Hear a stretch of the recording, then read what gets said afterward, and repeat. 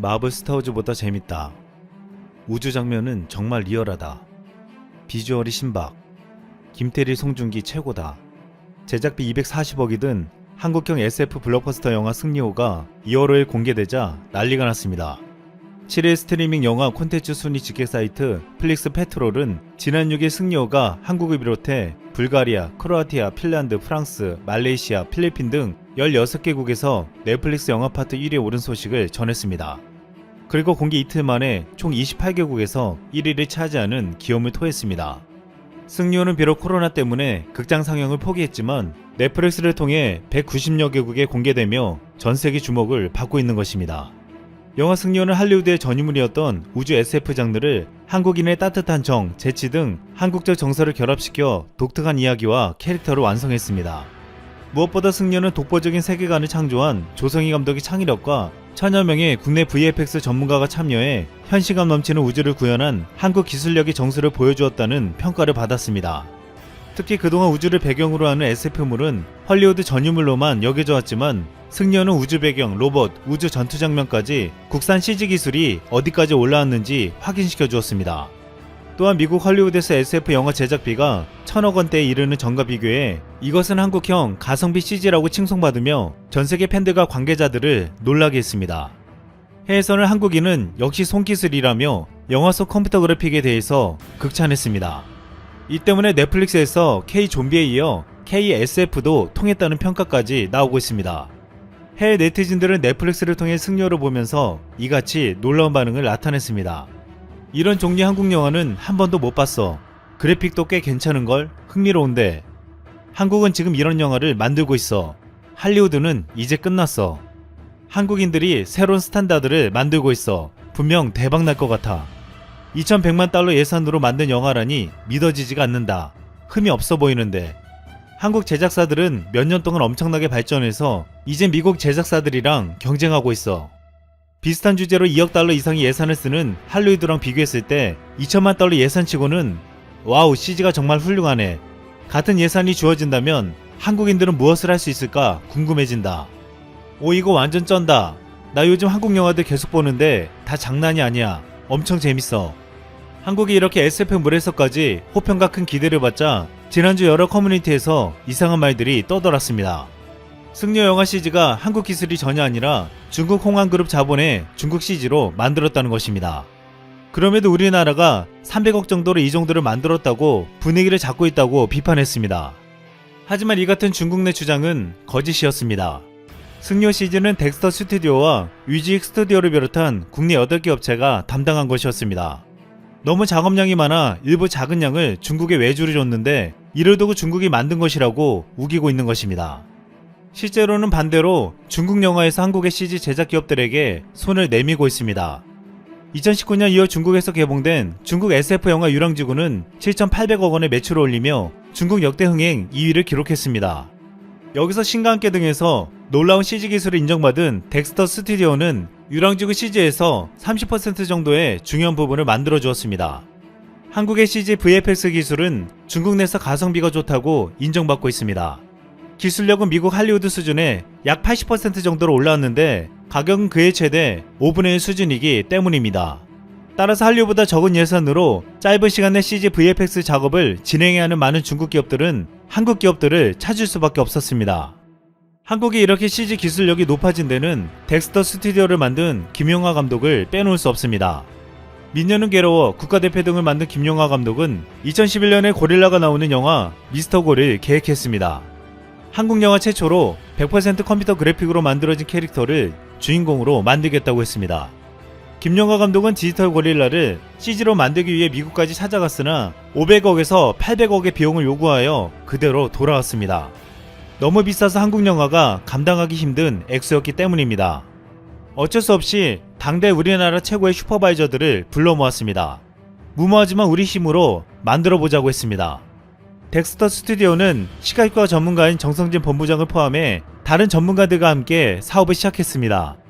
정 본부장은 영화 괴물을 비롯해 최정변기활, 악마를 보았다, 아저씨, 쌍화점, 친절한 금자씨 등 60여 개 영화의 시각효과를 담당한 전문가였습니다. 그는 이번에 승리호의 CG를 지휘하기도 했습니다. 결국 국내 전문가들은 힘을 합쳐 디지털 고릴라를 125억에 만드는 것에 성공했습니다. 당초 예산의 15에서 25%로 만들어내는 것입니다. 하지만 영화는 흥행에 참패했습니다. 그럼에도 헐리우드와 비교해도 손색 없는 CG가 높게 평가받았는데 무엇보다 적은 비용으로 훌륭한 VFX 기술을 구현해낸 것이 큰 박수를 받았습니다. 이를 알아본 투자자들이 덱스터에 투자하기 시작했고 중국 영화들을 수주로 맡아서 CG를 담당하며 기술력을 높였습니다. 한국에서는 CG를 필요로 하는 영화를 많이 만들지 않지만 중국에서는 대규모 CG를 필요로 하는 블록버스터 영화들이 많이 만들어졌습니다. 중국 영화 VFX 제작을 통해 한국 영화에서는 해볼 수 없었던 다양한 기술적인 시도를 하면서 제작 공정을 효율화하고 기술력을 진보시켜 나간 것입니다. 또한 이 기술을 한국 영화에도 그대로 투영했습니다. 2014년 860만 명을 동원한 영화 해적 바다로 간 산적은 주로 바다 위에서 벌어져 대부분은 덱스터에서 만든 3D 컴퓨터 그래픽 화면으로 채웠습니다. 이 영화의 기술을 보고 영화 아바타의 VFX 감독 마크 벤덴베르게는 자연스러운 파도와 노을, 바닷속 고래 등은 유명 할리우드 VFX 업체가 보여줄 수 있는 기술 수준의 95% 이상을 따라잡았다고 평가했습니다. 이 같은 평가의 덱스터는 아시아의 픽사가 될 것이라는 말까지 나왔습니다. 결국 덱스터는 CG 기술을 개발시켜 신과 함께 백두산 등을 만들며 한국 SF 영화의 새로운 시대를 열었습니다. 또한 한국의 CG는 기술력뿐만 아니라 더욱 경쟁력이 있다고 평가받는 부분이 있습니다. 전문가들은 사실 CG 퀄리티가 어떤 수준 이상이 되면 큰 차이를 느끼기 어렵다고 말하고 있습니다. 이 때문에 CG 기술력보다 CG 장면을 관객들이 얼마나 재미있게 느끼느냐가 더 중요하다고 말했습니다. 그런데 한국은 이 드라마적인 측면을 잘 살려 CG를 만들기 때문에 높은 경쟁력을 가진다는 것입니다. 아무런 감흥 없이 현란한 CG가 난무하는 영화가 아닌 호감 가는 캐릭터와 이야기 구조, 그리고 감정의 변화들이 CG 비주얼 위에 얹어졌을 때 CG가 죽인다는 탄성이 나온다는 것입니다. 우리 영화 전문가들은 이런 측면에서 한국 영화의 캐릭터나 스토리, 감정 플레이들이 할리우드 영화보다 몰입도가 높다고 자랑했습니다. 한 해의 네티즌이 앞으로 한국 SF 영화가 할리우드 영화와 경쟁할 것이란 말도 그저 가볍게 하는 말이 아니었습니다. 이번에 넷플릭스에서 공개한 승려호는 또 다른 차원의 문을 열었습니다. 승려는 당초 지난해 여름 개봉 예정이었지만 코로나19 사태로 무기한 연기되었고 어쩔 수 없이 극장 개봉을 포기하고 넷플릭스행을 택했습니다. 제작비 240억 원이 투입된 우주영화를 스크린이 아닌 브라운관에서 봐야 한다는 것은 아쉬울 수밖에 없었지만 넷플릭스는 승려호의 단독 공개 조건으로 제작비의 약 30%의 수익을 더한 310억 원을 제작사에 지급했습니다. 승려는 코로나19로 발길이 뜸해진 극장 개봉으로 인해 입을 수 있는 막대한 피해를 피한 것입니다. 승려의 입장에서는 극장 개봉을 못하는 것은 아쉽지만 넷플릭스로 개봉하며 반전을 꾀하고 있습니다. 어쩌면 넷플릭스라는 플랫폼을 통해서 전세계에 빠르게 KSF를 알릴 수 있는 중요한 기회라는 것입니다. 승려는 현재 190개국에 31개 언어로 시청자들을 만나 폭발적인 반응을 이끌어내고 있습니다. 놀랍게도 지금 전세계에 헐리우드의 전유물이라 불렸던 SF 영화를 한국도 제대로 해낼 수 있다는 것을 각인시켜주고 있습니다. 이상 쓸멍이었습니다.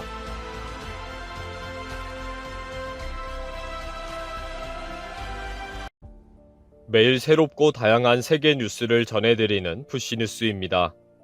첫 번째 뉴스는 일본의 스가 총리가 도쿄올림픽을 다른 이름으로 부르고 싶어 한다는 소식입니다. 스가 총리는 IOC 회장과의 회담에서 도쿄올림픽을 C19를 이겼다는 의미의 부흥대회로 규정하고 대회를 개최하기를 원한다고 했습니다. 그는 올림픽에 참석하는 외국인 선수들의 입국 후 14일간의 격리를 면제해주는 시스템을 만들어가고 있으며 대회 준비를 철저하게 하고 있다고 말했습니다. 그러면서 일본 내에서 프로야구, 축구 등 스포츠 경기에 관객들이 입장하고 있다는 소개를 하며 올림픽에도 해외 관객 수용에 문제가 없다고 말했습니다. 또 올림픽 입장권이 있는 해외 관람객은 격리도 면제해주고 대중교통 이용도 허용한다고 했습니다. 경기 입장 가능 관객 수에 관해서는 현재 일본 내 감염자가 급증하고 있는 상황이라 내년 봄에 최종 결정할 방침이라고 합니다. 매일 1,500명의 신규 확진자가 발생하고 있어서 제3의 물결이 시작되었다고도 하고 의료 붕괴가 걱정된다는 상황의 일본입니다. 이 상황에 무슨 C19를 이겼다 라고 하자는 것인지 정말 정신상태가 의심스럽네요. 두 번째 뉴스는 일본에서 무선 이어폰 분실 방지 캠페인을 실시한다는 소식입니다. 최근 많은 사람들이 무선 이어폰을 사용하고 있는데 일본 전철 선로에서 이어폰의 분실물이 3개월 동안 약 950건 발생했습니다. 일본의 전철은 한국과 다르게 스크린 도어가 없는 곳이 많아 선로로 물건이 떨어지기 쉽게 되어 있습니다. 철도청에서는 물건의 사이즈가 작아 찾기도 힘들고 막차 이후에 직원들이 수색하는 것도 한계가 있다 라며 떨어뜨리지 않도록 주의하면 좋겠다 라고 호소했습니다.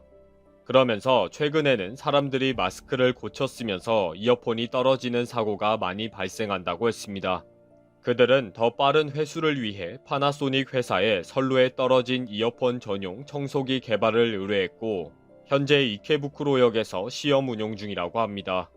이런 뉴스를 들을 때마다 어느 후진국 소식인가 라고 생각하게 합니다.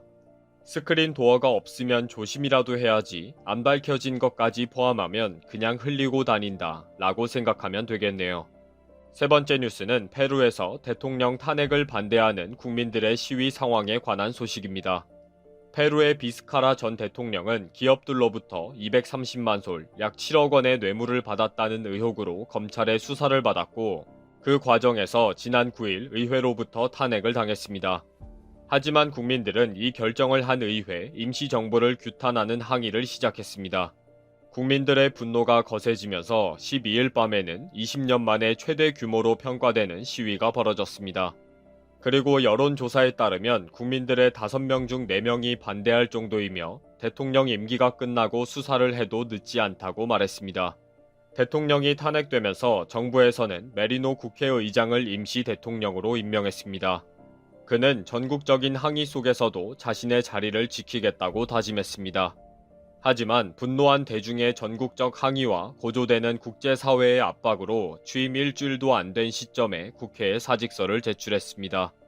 메리노는 통합 대통령이 되겠다 라고 포부를 밝힌 지 6일 만에 대통령직에서 물러난 것입니다. 망신살만 뻗치고 욕만 얻어먹었네요. 네 번째 뉴스는 벨기에에서 비둘기 한 마리가 경매에서 낙찰되었다는 소식입니다. 유럽에서는 비둘기를 이용한 전서구 경주 대회를 열고 있으며 우수한 성적을 기록한 비둘기는 경매 등을 통해 고가에 거래되고 있습니다. 이번 온라인으로 열린 벨기에의 피파 경매에서 올해 2살인 암컷 비둘기 뉴킴이 160만 유로, 약 21억 원에 거래되었습니다. 이 새는 경주용으로 사육된 비둘기로 현지에서는 세계 최고의 카레이서로 꼽히는 루이스 해밀턴의 이름을 본따 비둘기계의 해밀턴이라고 불린다고 합니다. 이번 경매에는 비둘기에 관심을 둔 수많은 애호가가 참여했고 중국인 한 명이 새로운 주인이 되었습니다. 지난해 비둘기 아르만도는 같은 경매에서 한화로 16억 원에 중국인에게 거래되었다고 했습니다. 경매업체 측은 중국의 부호들은 뛰어난 비둘기를 얻기 위해 여전히 큰 비용을 지출한다 라고 말했습니다. 돈을 흥청망청 쓰는 것은 자기 마음이지만 무슨 비밀 지령을 보내려는지 이해가 안 되네요. 다섯 번째 뉴스는 홍콩에 올라온 런닝맨 고무줄 게임이 논란이 되었다는 소식입니다. 15일 방송된 런닝맨에서는 라면을 먹기 위해 고무줄 게임을 하는 모습이 나왔습니다. 제한 시간 1분 동안 얼굴에 고무줄을 더 많이 끼운 사람이 승리하는 게임입니다. 게임에 참여했던 출연자들은 생각보다 꽉 조인다, 눈이 튀어나오는 줄 알았다 라며 고통스러운 모습을 내비쳤습니다. 방송 직후 홍콩과 중국에서도 해당 게임이 너무 가학적이었다 라고 비판했으며 아이들이 따라할까 무섭다 라고 이야기했습니다. 한국에서도 정말 내 눈을 의심했다, 본방 보다가 진짜 놀랐다 등 부정적인 반응이 이어졌습니다.